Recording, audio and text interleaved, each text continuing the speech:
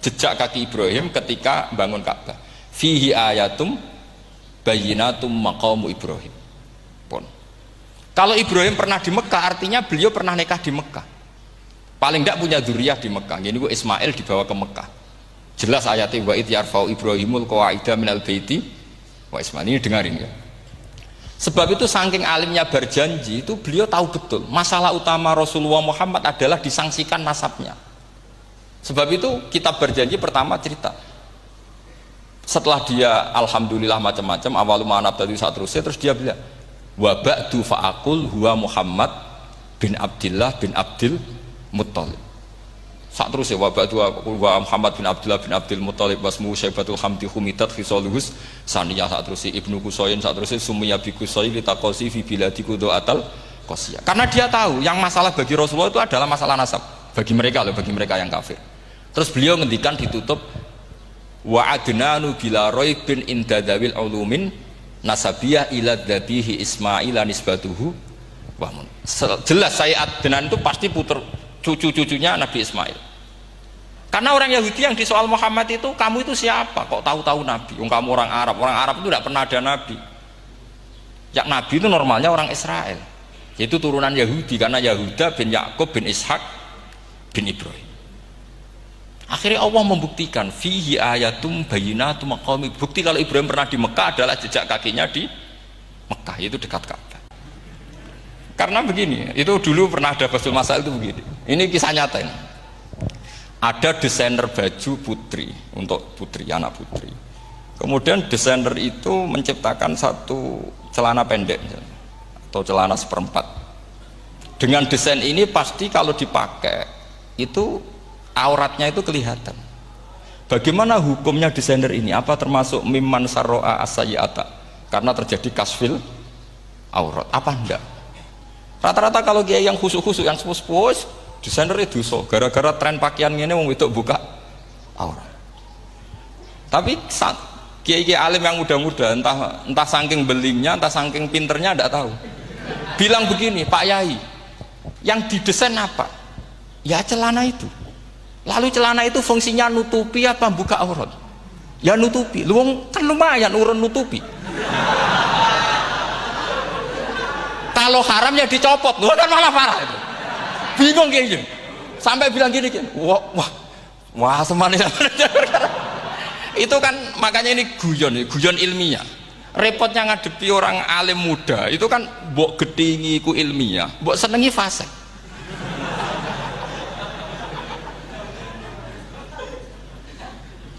Ketika kiai yang khusyuk tadi tak tanya, kalau desainer katok seperapat, paham gitu? Kita coba yang celana dalam terlalu vulgar gitu, paham gitu? Nggak rok saja lah, rok mini misalnya, rok selutut. Sampean jangan ngeres ya, yang rok selutut misalnya. Rok selutut itu desainernya kena hukum haram enggak? Sampean jawab saja. Oh haram dari kiai sepuh, karena dengan desain itu misalnya lututnya kelihatan. Tapi pertanyaannya kiai muda saya masih ingat betul, saya tanya. Lalu fungsi pakaian itu apa Pak Yai? Fungsi itu kan tetap nutupi sebagian aurat. Kalau Anda haramkan, barang haram itu harus dihilangkan. Nah, itu. Sampai kiai itu setelah acara itu manggil saya.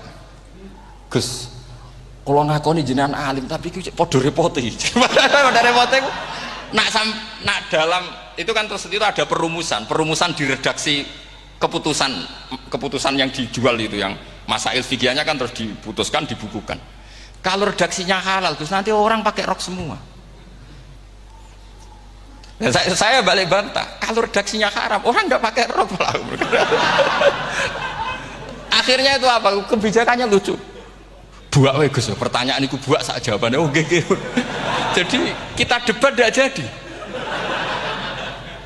Ini cerita ilmiah. Makanya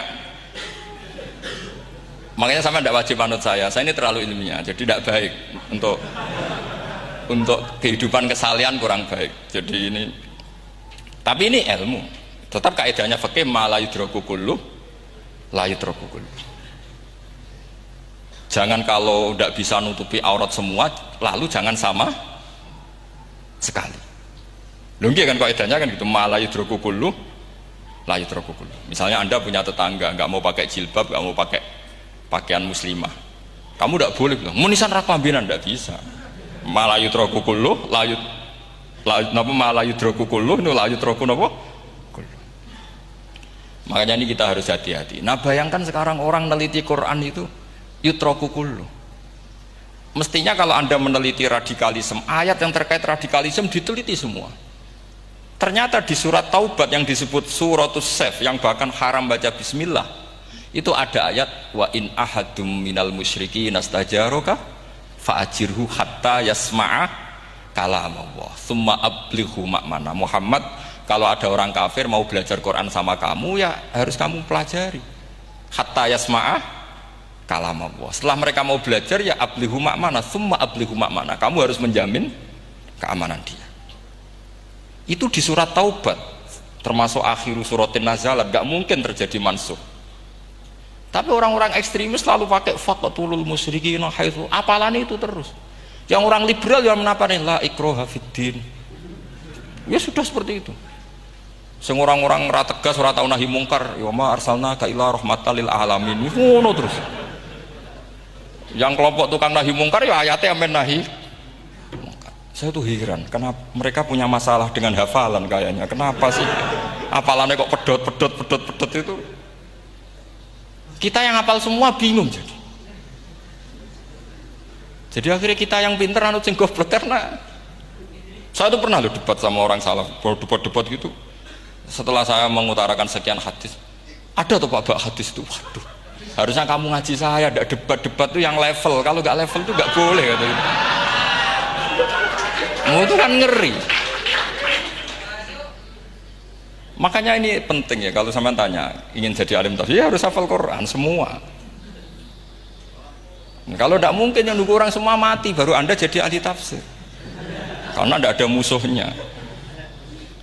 Tapi saya pastikan orang kafir pun bisa memahami Quran, yaitu tadi hatta yasma'a kalam Allah. Sayyidina Umar tuh masuk Islam tuh gara-gara dengar adiknya baca Toha, ma anzalna alikal qur'ana litashqa illa tadhkiratal liman yakhsha tanzilam mimman khalaqal arda was samawati ula ar-rahmanu alal arsis tawa. Itu dia ma huwa bikalamil basar, tidak mungkin seperti ini karangan manusia, itu tidak mungkin. Akhirnya dia Islam.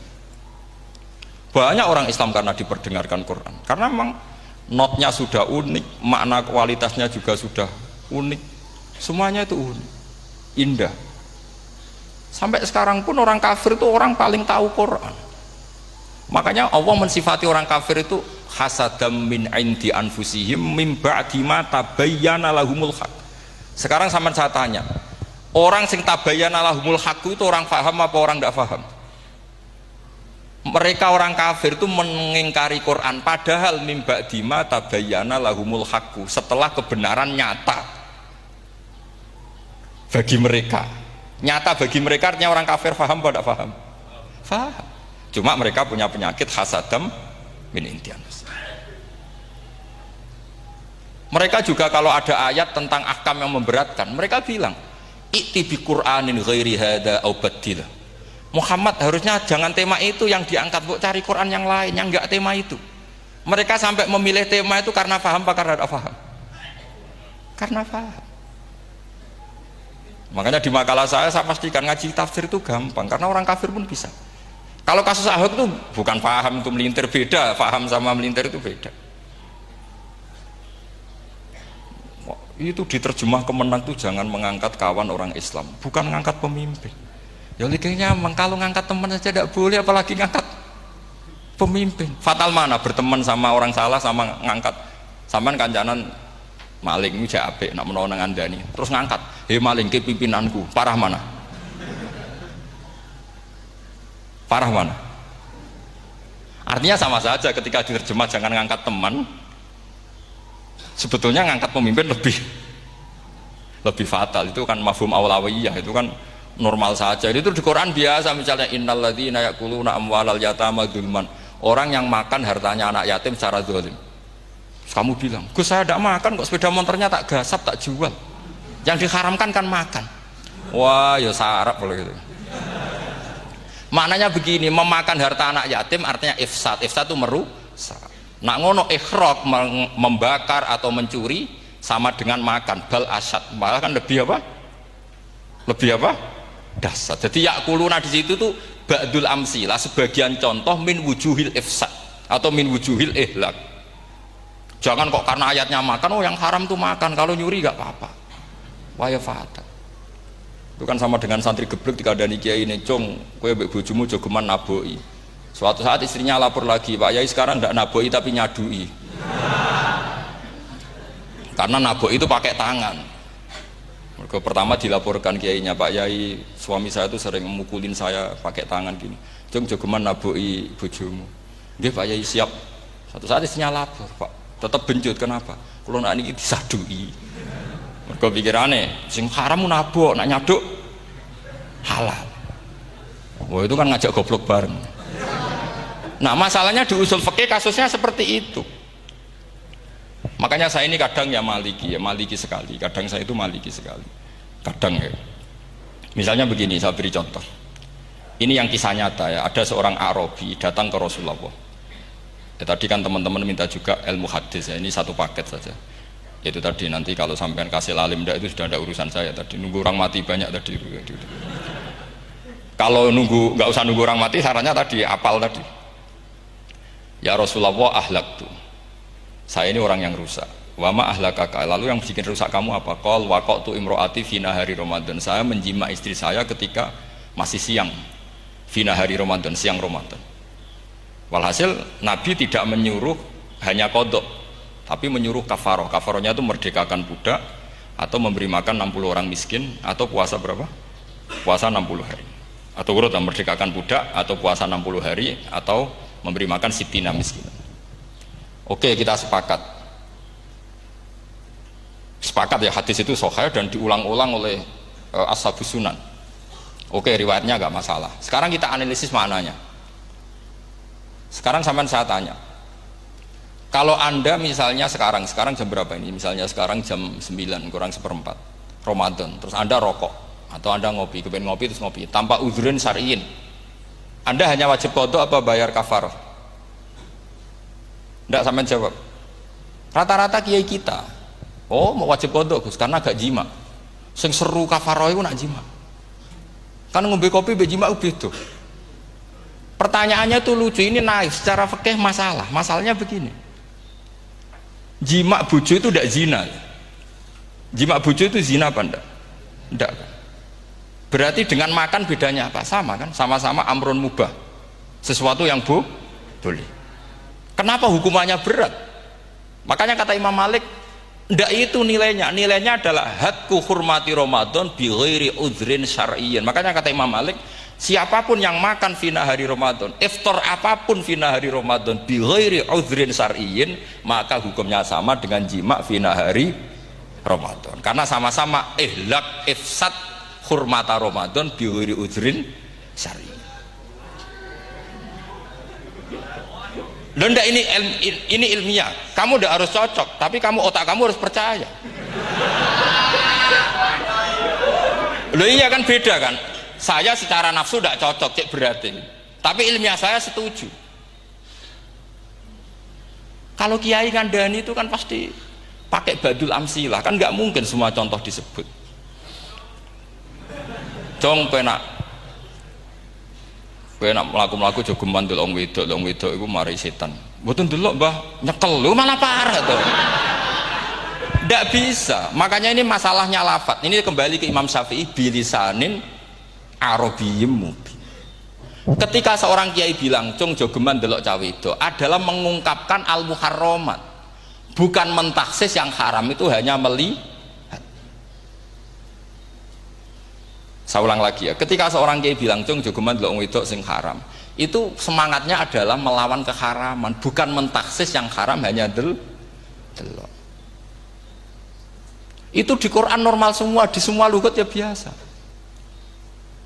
Itu kan sama seperti misalnya seorang bang ngasih uang cucunya, cung tak kayak duit 100.000, cung gue tuku es, terus gue mendingan nah ragu tuku es haram iki kan ngongkone tuku es. Lah kepen putumu mati kan nyeben 100.000 gue tuku es. Ya mulai dulu istilahnya nambangnya ke ibu tuh jong 1.000 gue tuku es cara wong kuno. Nah, maksudnya itu pokoknya umumnya cak cilik senane es cuma nyebut ya sudah seperti itu. Sama seperti Quran menghentikan begini, ini memang salate yang fikih dulu, yang pokok-pokok. Di antara yang nggak boleh dikawin adalah wa antasma'u bainal ukhtaini illa ma qad salaf. Kamu tidak boleh menikahi Sri dan Zainab, kakak beradik. Sudah sepakat ya? Fi nikahin wahid nggak boleh al jam'u bainal ukhtain. Jadi mbaknya kamu kawin, adiknya kamu kawin, fi nikahin wahid. Tapi nak ngeduni boleh, berarti kan dengan waktu yang berbeda. Quran hanya menyebut itu. Kemudian Rasulullah zaman Sugeng itu hanya nambahi wala binal mar'ati wa ammatiha wala binal mar'ati wa kholatiha, juga agak boleh menikahi ponaan plus buliknya, baik bulik dari bapak yaitu ammah maupun bulik dari ibu disebut apa? Kholah. Kemudian ulama fikih merasa ada yang kurang, ditambahi lagi dua perempuan yang andekan yang satu itu lelaki kok haram nikah, berarti haram jam'u fi nikahin wahid. Misalnya cucu rabibahnya boleh enggak? Enggak boleh kan? Berarti kalau sampai mengumpulkan cucu dan mbahnya fi nikahin wahid juga enggak boleh. Tapi orang yang waras itu tidak akan nyalahkan Quran ketika tidak lengkap. Wa antasma'u binal ukhtain ila ma qad sal, ini tidak lengkap. Yang haram kan tidak hanya jam'u binal ukhtain, termasuk mengumpulkan cucu dan mbahnya. Karena Quran nggak mau dengan logika tidak waras, itu tidak mau.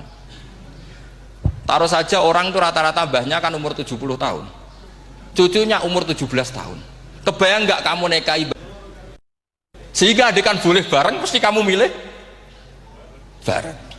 Makanya Quran hanya bakas wa antasma'u final ukhtain, karena yang mungkin masih menggugah selera itu dua. Tapi kalau cucu sama mbahnya itu, kalau ada yang masih selera kan ya sarap tuh. Tapi fikih sebagai kaidah tetap menerangkan termasuk yang haram jam'u adalah bainal mar'ati wajad datiha. Paham juga maksudnya? Artinya ketika menyebut itu tidak jaminan merangkum semua hukum, tapi ba'dul amsilah. Fa'innal akila yaktafiya bi isyaratil ba'di, karena orang kalau punya akal diisyarai sebagian sudah paham. Ini penting kalau aturakan. Jadi ini penting. Nah bayangkan sekarang banyak gerakan-gerakan ahli Quran katanya, tapi nggak memahami ilmu usul fikih. Qur'ane ra ono ya wis. Nang Quran ra ono cerita harame asu, nak ngono asu ya halal. Ora ono Qur'ane. Sing ra ono iku tekem ora Qur'ane, kok aneh-aneh kowe.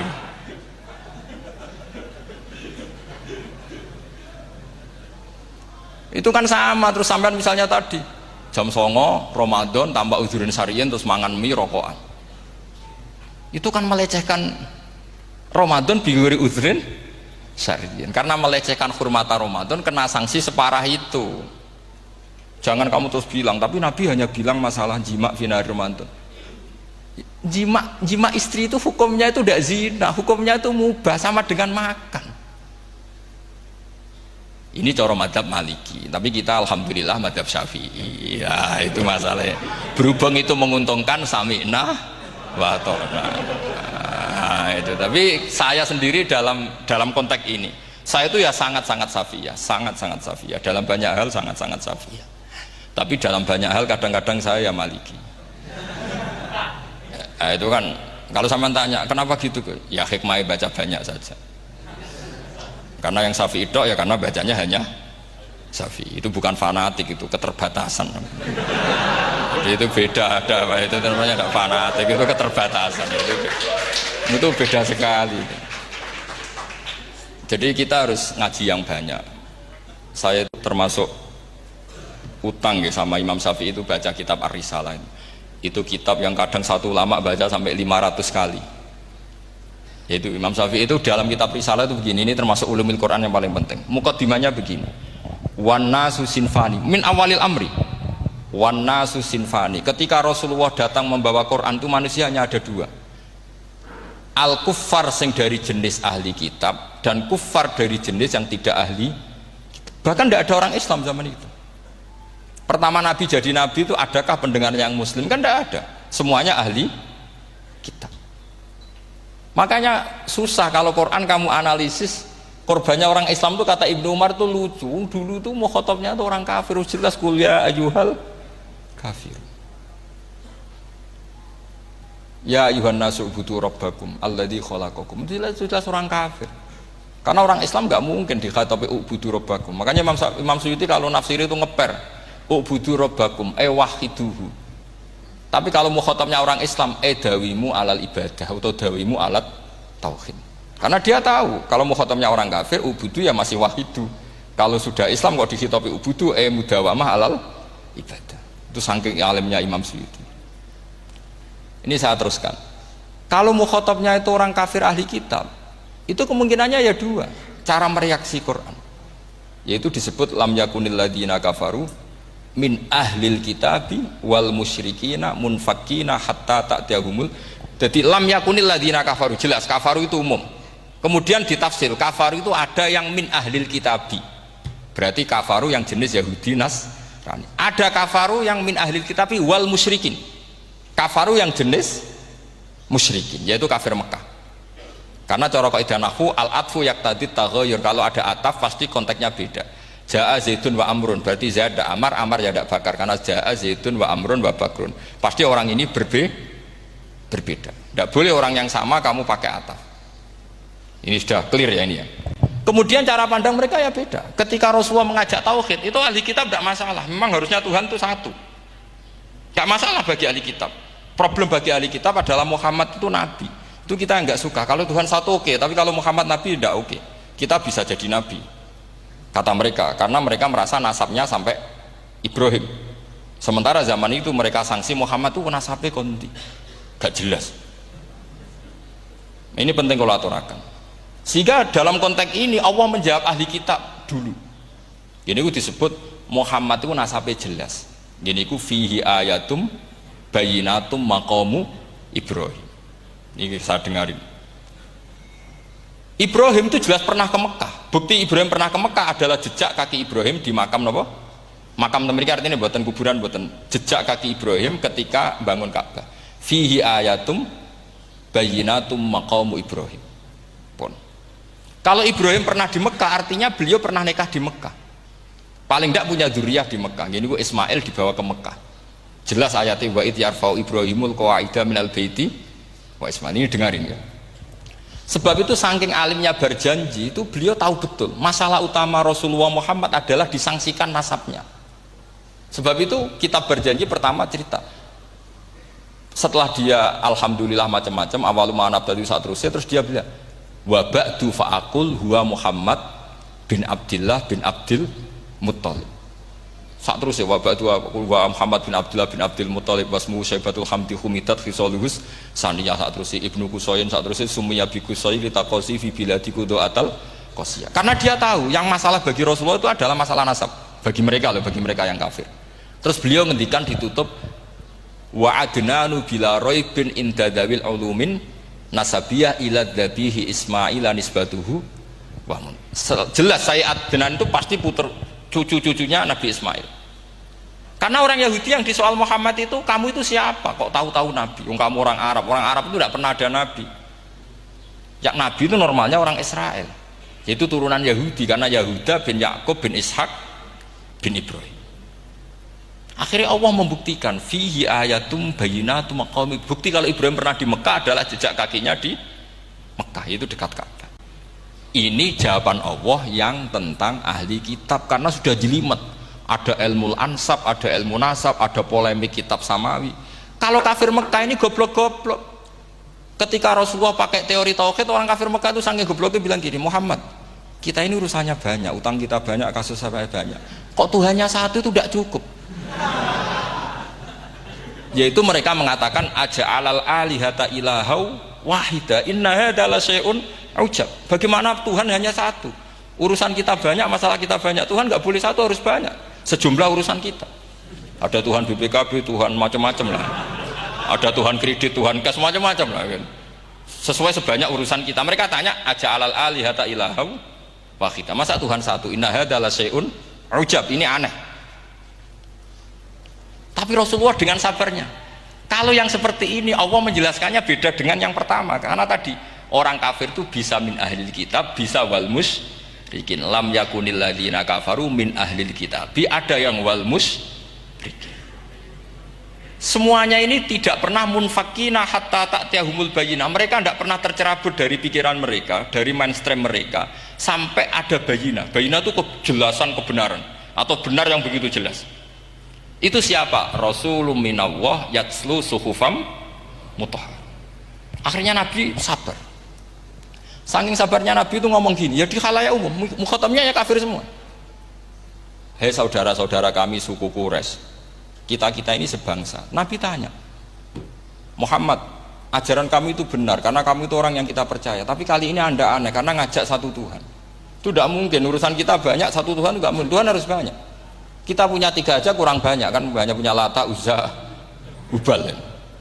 Rasulullah dengan sabarnya ngendikan gini, hei kaumku, kalau kamu jadi pembantu, jadi buruh, senang mana punya majikan banyak sama majikan satu. Kalau majikannya banyak, itu perintahnya beda-beda, seleranya beda. Semua harus kamu lakoni, semua harus kamu taklui karena kamu harus nurut. Wah ya repot mat kalau di majikan banyak, oh ngerepoti mesti. Rasulullah tinggal nimpali, Tuhan kamu itu majikan kamu. Kalau Tuhannya banyak, perintahnya ya banyak, seleranya beda-beda. Kamu bingung mbak? Wah ya bingung, ya sudahlah mat satu aja. Akhirnya mereka masuk Islam. Nah itu disebut Nabi itu fatona, punya kecerdasan artikulatif. Kalau menjelaskan itu masuk akal.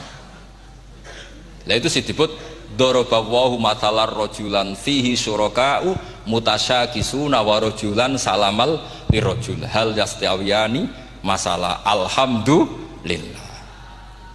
Nah ini penting. Allah membuat satu perumpamaan bagaimana ada satu pembantu yang punya majikan banyak, yang berbeda-beda seleranya, berbeda-beda perintahnya. Dengan kalau hanya satu majikan, apakah sama? Mereka jawab tidak sama, enak punya satu majikan. Begitulah Tuhan kamu, harusnya satu. Jadi artinya gini, kalau kamu ngaji ulumul Quran, kamu harus tahu ini khitab ke kafir. Kafir yang mana? Ahli kitab atau kafir yang musyrik. Nah sekarang tidak tahu lagi, pokoknya kafir. Makanya kalau orang berdebat mereka itu tidak goblok meneh. Waduh. Makanya sama tidak usah ketularan goblok, sing pun sing wis goblok ora usah ditambahi mun kathah dan ini pun. Ya karena kita ngaji jelas Qur'annya kan lam yakunil ladzina kafaru itu masih ada min lil bayaniyah atau min lil bayanil jinsi. Kafaru itu sopo? Siji min ahlil kitab, 2 kafaru sing wal musyrikin. Dua-duanya tidak pernah munfakina hatta ta'tiyahumul bayyinah. Mereka tidak akan tercerabut dari pikirannya sehingga ada bayyinah. Bayyinah itu siapa? Rasulun minallah yatslu sufam. Nah, ketika Nabi menjelaskan asal usul nasabnya bahwa Sayyid Adnan itu ila Ismail, Ismail jelas putra Nabi Ibrahim. Mereka terus baru iman karena ada fihi ayatum bayyinatum maqamun apa? Ibrahim.